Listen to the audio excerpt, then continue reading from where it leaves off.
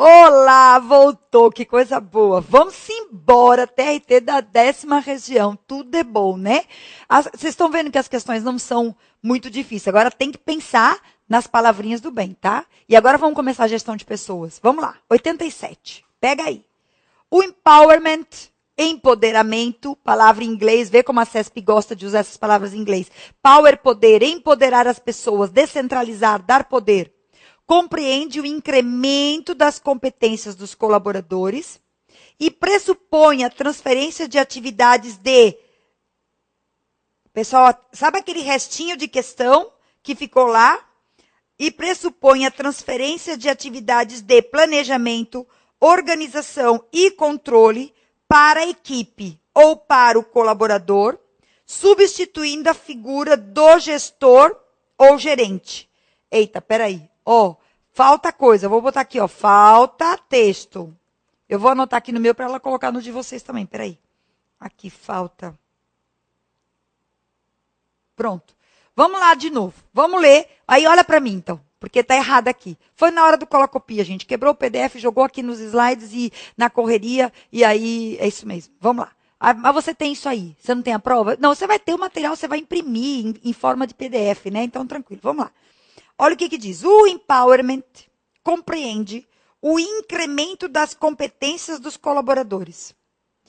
Eu já não gostei disso, não. O empowerment compreende o incremento das competências. Minha gente, não é isso.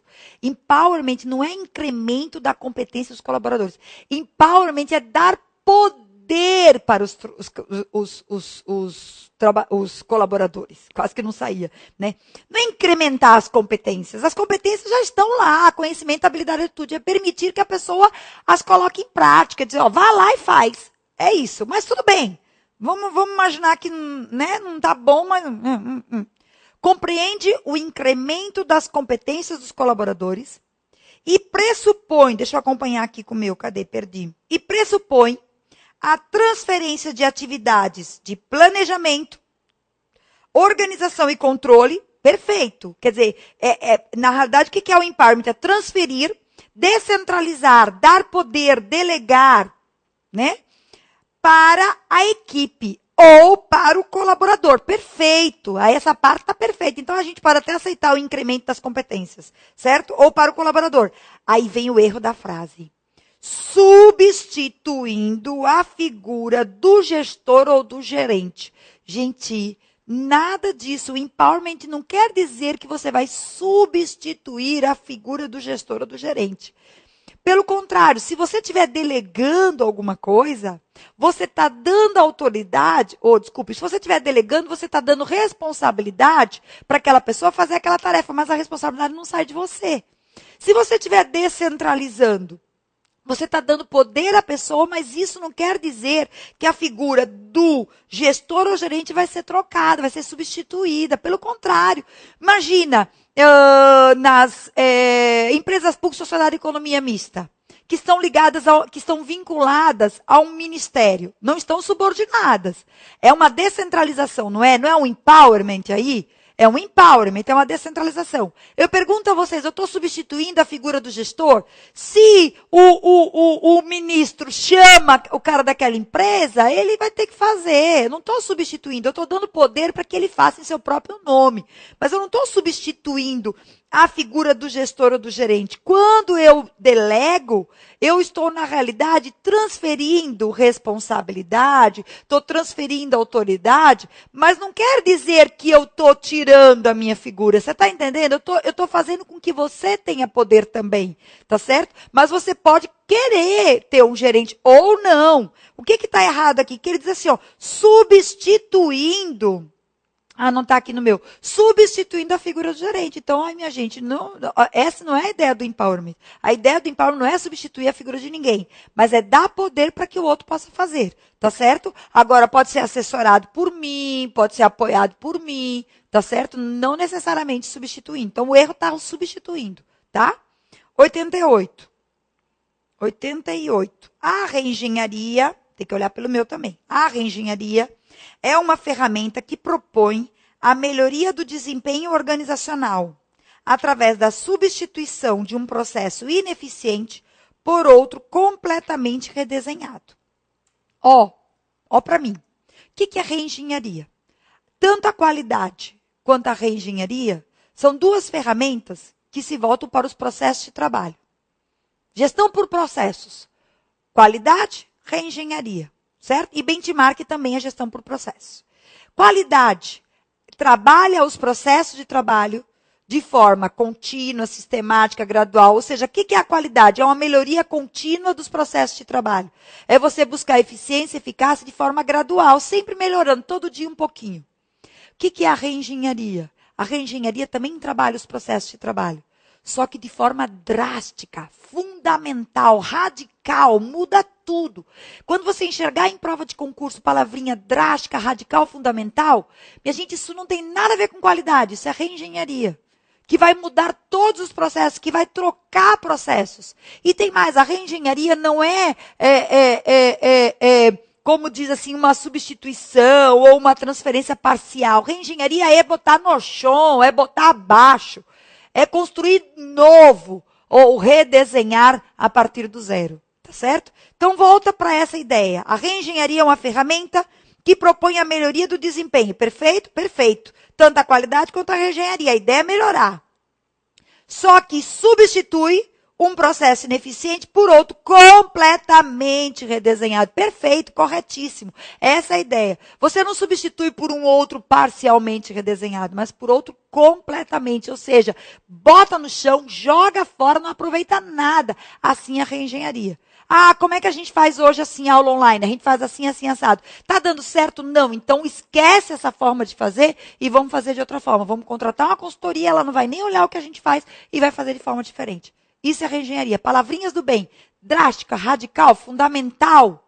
Olhando para os processos. Qualidade. Gradual, lenta, sistemática. Olhando para os processos.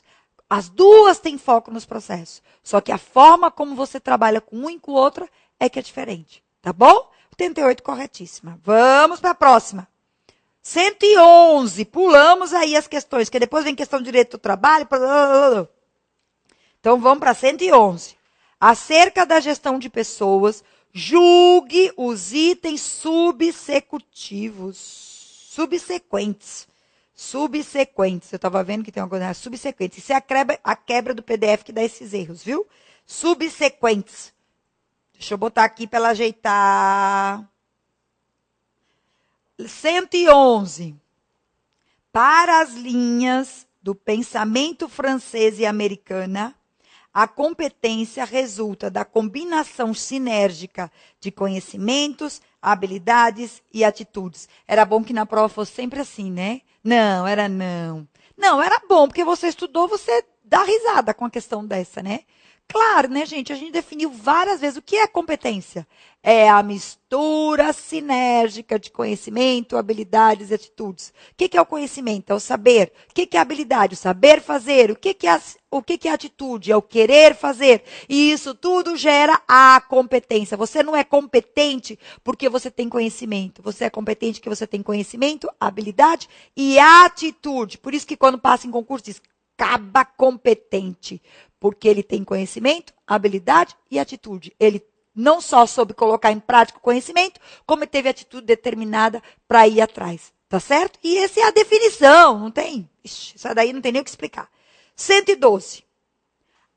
Estão vendo que várias questões de competência. A gente começou com questões de competência e eles estão terminando com questões de competência. Vê, vai cair.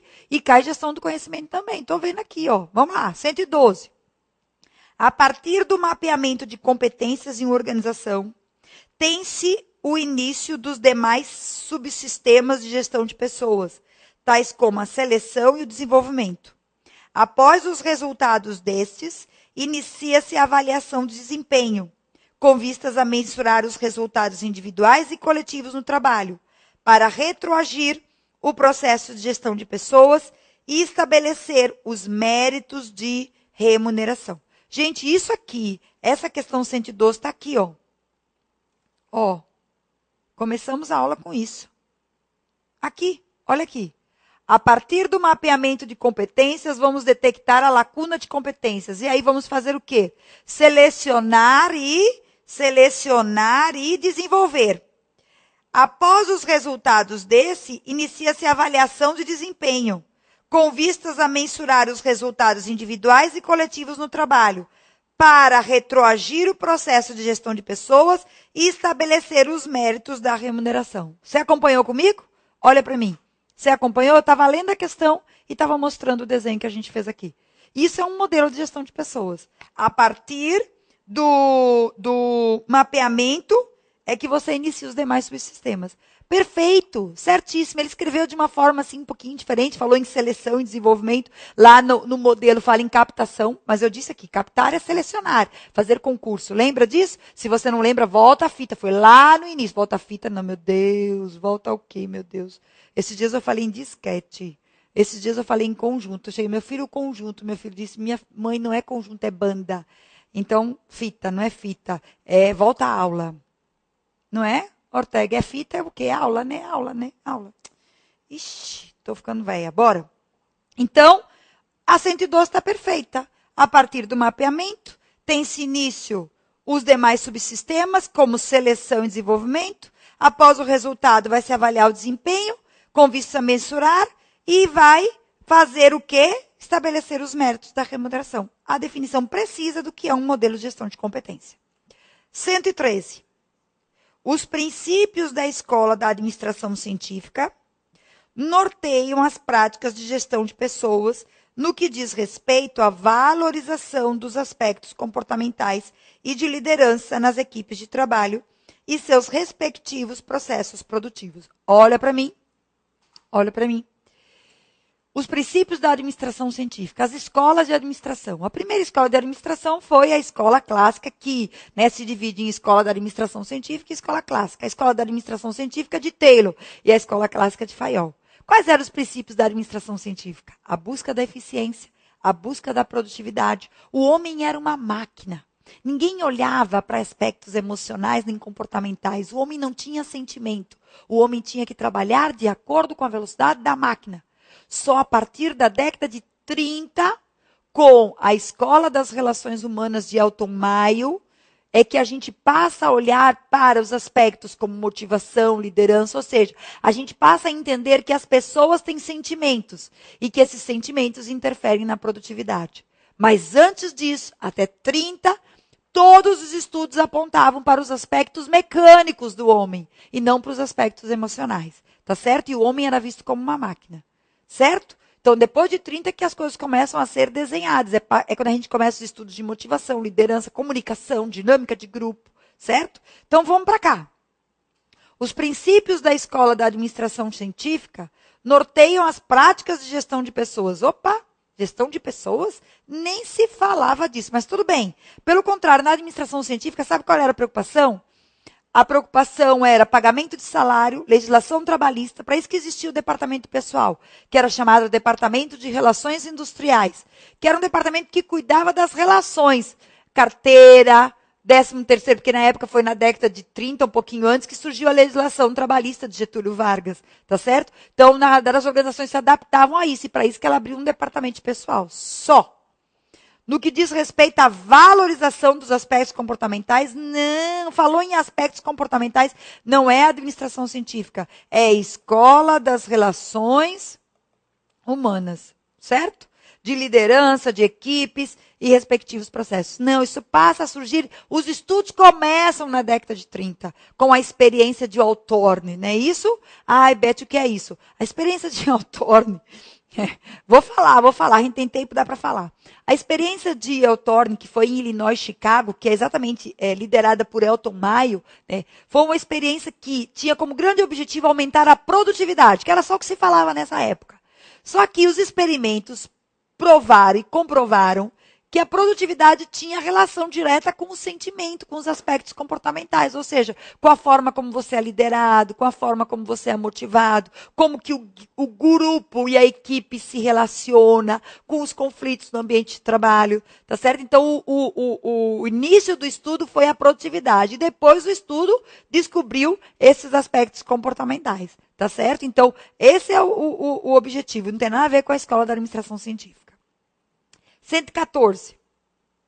É função da gestão de pessoas assessorar a tomada de decisão gerencial no que diz respeito a aspectos de desempenho humano e de alocação de recursos organizacionais, como informações, materiais, tempo, conhecimento e tecnologias orientadas à produtividade.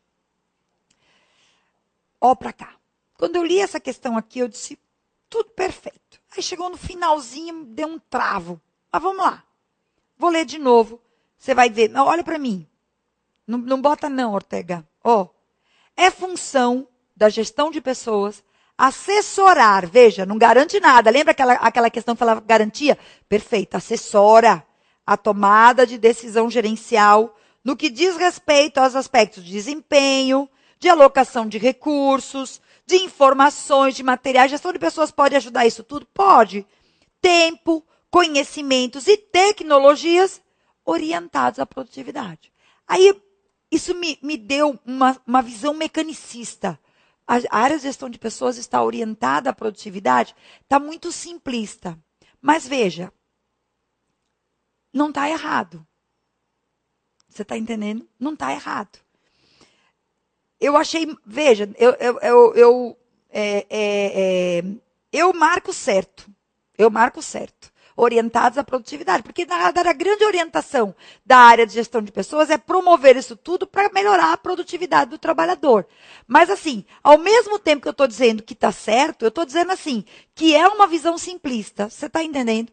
Então, como a CESP, ela é meio, né, assim, né, eu acho que falar em área de gestão de pessoas orientado para a produtividade também é muito simplista. Dizer assim, poxa, na verdade, a área de gestão de pessoas está orientada para a produtividade, está orientada para as pessoas, está orientada para o equilíbrio organizacional, para vários aspectos. E é papel dela assessorar essas coisas todas, né? Para que melhore a produtividade também, né? Com certeza. Então, isso está certo, mas é simplista. Mas eu não vejo erro. Então, para mim, isso está certíssimo. Tá bom? Porque não está errado.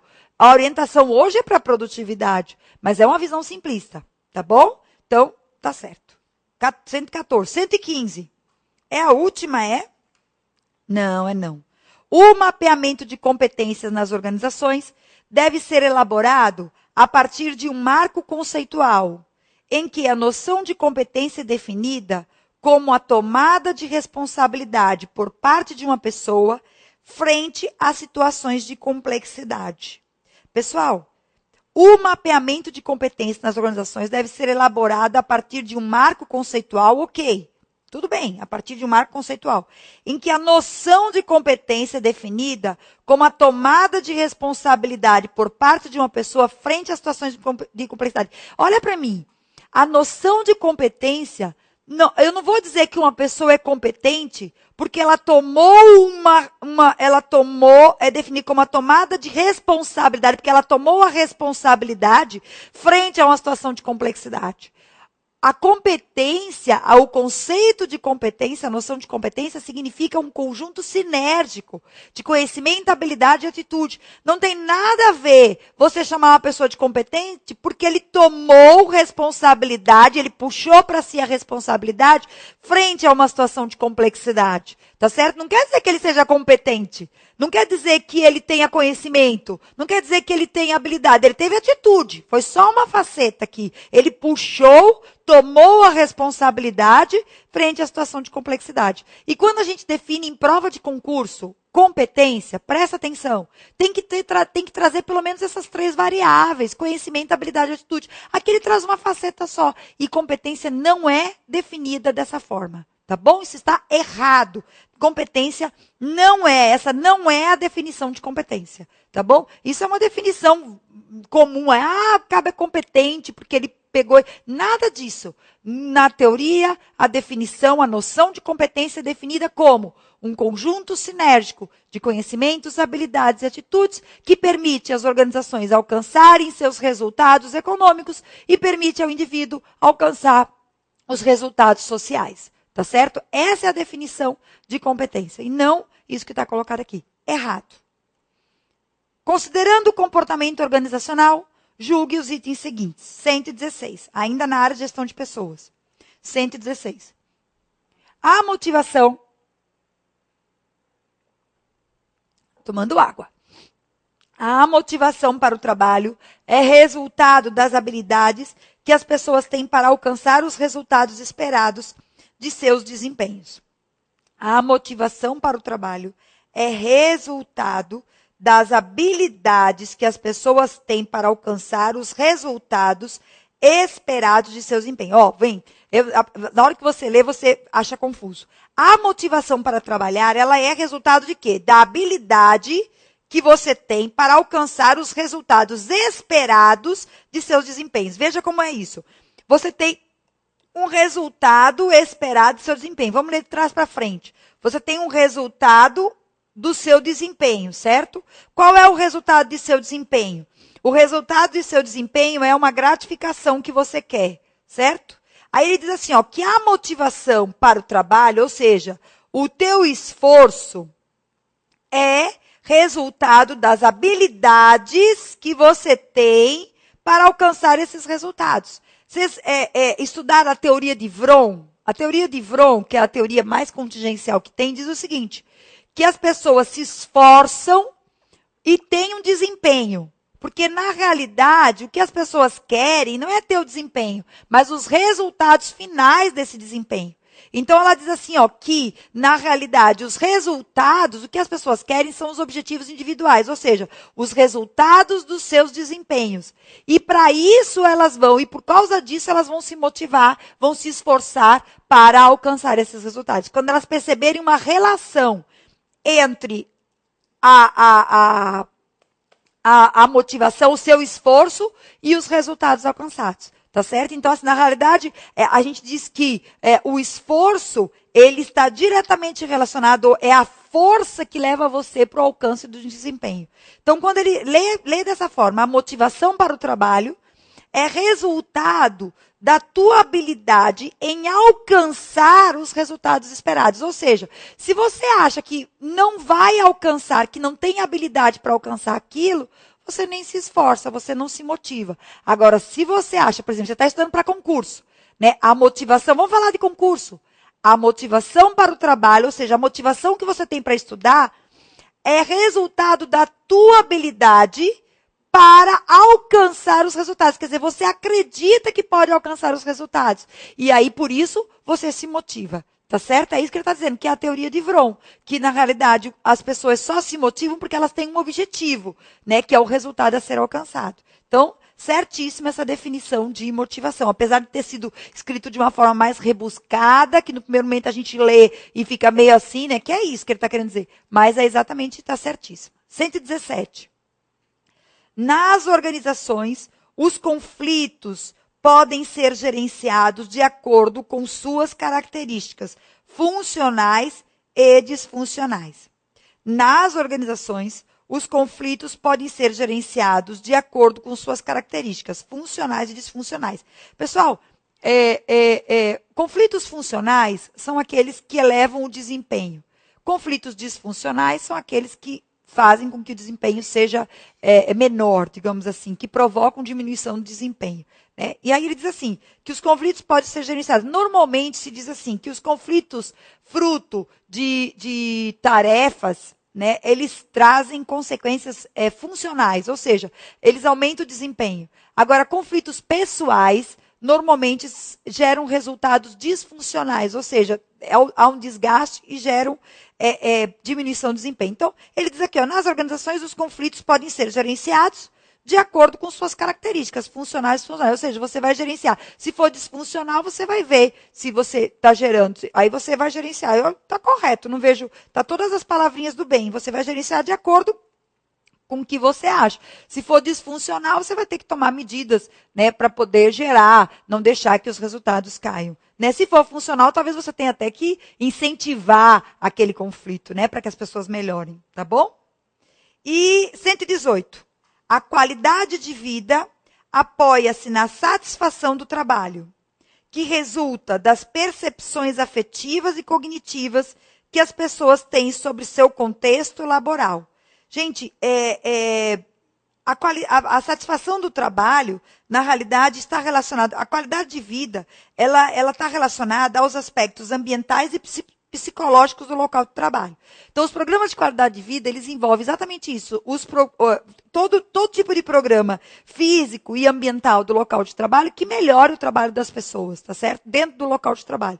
E aí você pergunta se as pessoas estão satisfeitas, a qualidade de vida está ligada à satisfação, né, no local de trabalho. Então ele coloca a qualidade de vida posta na satisfação do trabalho, que resulta das suas percepções afetivas e cognitivas, ou seja, aquilo como você interpreta, que as pessoas têm sobre o seu contexto laboral, né? E aí dizem, as pesquisas apontam que pessoas satisfeitas produzem mais. Existe uma relação direta entre ambientes de trabalho no qual as pessoas gostam de trabalhar e os resultados organizacionais, tá certo? Então, é por isso que se promove programas de qualidade de vida, cuidando da saúde física e mental do trabalhador no local de trabalho, tá bom? Então, perfeito, tudo do bem, né? Apoia-se nessa satisfação do trabalho também, tá bom? Vamos para a 119. Em uma liderança que enfatiza os resultados no trabalho em detrimento das relações interpessoais entre os membros de uma equipe, prevalece o estilo autocrático, centralizador de gerir pessoas. Pessoal, para a gente poder interpretar isso, a gente tem que olhar o eixo cartesiano, né? No qual a gente fala, que é sobretudo a teoria situacional, né? Que aqui o líder tem foco na tarefa e aqui o líder tem foco na pessoa. E aí a gente diz, né? Que um líder que tem muito foco na tarefa e pouco foco na pessoa é um líder dedicado, né? E é um líder normalmente autocrático, que manda fazer, autocrático, né? Que manda fazer, tá certo? Ele decide, né, o que deve ser feito, tá certo? E aí, normalmente ele é centralizador, autocrático, né? Porque ele está controlando os resultados. Quando a gente sobe no eixo, né, a gente vai ter o líder mais integrado, que a gente chama, né? Integrado, que é o líder que cuida da tarefa, mas que também cuida das pessoas, está no quadrante superior direito. Quer dizer, além dele cobrar resultados, ele também dá apoio às pessoas. Se a gente for para esse lado de cá, a gente vai ter um líder relacionado, é aquele líder que não cobra nada de tarefa, mas que cuida das pessoas, tá certo? Que dá apoio, que dá confiança, mas que o subordinado consegue sozinho fazer seu trabalho. E o último quadrante é o que a gente chama de líder liberal. É aquele que não controla nada, nem tarefa, nem pessoas. Olha aqui, mostra para eles, Ortega, o que eu botei. Liberal é aquele que tarefa é pequeno e pessoas também é pequeno. Porque normalmente esse líder tem um subordinado tão independente, tão que faz as coisas sozinho, que se o líder ficar no pé dele é pior. Então a gente diz que o líder é laissez-faire. Tá certo? Então, né, dentro dessa análise, a liderança que enfatiza os resultados no trabalho em detrimento das relações interpessoais está lá no primeiro quadrante. A tendência, aí ele diz assim, ele não está afirmando, ele está dizendo, prevalece o estilo autoritário centralizador de gerir pessoas. É verdade, está certíssimo, isso é o que diz a literatura acerca, né? Porque quando você só cobra tarefa, você normalmente define o que você vai dizer, você determina o que deve ser feito. Tá certo? Que aí está no quadrante inferior direito. A última, 120. Servidores que utilizam estabilidade como argumento para não mudar práticas e condutas no trabalho constituem significativamente barreira para mudança nas organizações públicas. Botaram logo uma questão fácil no final, né? Essa interpretativa toda, essa aí não precisava nem ter estudado para você responder. Vamos lá? Servidores que usam a estabilidade como argumento para não mudar práticas e condutas no trabalho. Ora, gente, eu passo no serviço público, eu já sou estável, para que eu vou mudar? Para que eu vou aprender uma coisa diferente? Eu faço assim há 10 anos, há 20 anos, eu trabalho dessa forma. Se eu deixar de fazer, ou se eu não fizer o que eles querem, não vão poder me demitir, e eu não estou dando resultado, então pronto. Quer dizer, o que ele está dizendo é exatamente isso. Servidores que utilizam a estabilidade como argumento para não mudar as práticas e condutas no trabalho, e isso é uma barreira para a mudança nas organizações públicas. Isso é verdade. Porque na organização privada, gente, chegou um computador novo, chegou um sistema novo, o que o caba diz? Aprende. Se você não aprender, rua. No serviço público, chegou um sistema novo. Eu não gostei desse sistema, é muito complicado, chefe. Mas olha, vá, tente. Por quê? Porque se você não aprender a usar o sistema, o que vai acontecer contigo? Nada. você vai ter uma avaliação de desempenho, a nota vai ser um pouquinho mais baixa, mas como o chefe é teu amigo, tem medo que amanhã você seja chefe dele, não dá em nada, acaba dando em pizza. Quem é comprometido, quem não é assim, não vai deixar acontecer. Mas se a pessoa não está nem aí, claro que acontece. Você já viu inúmeros casos desses, não é verdade? Então, isso está absolutamente certo. Você não precisava nem ter tido aula comigo, né?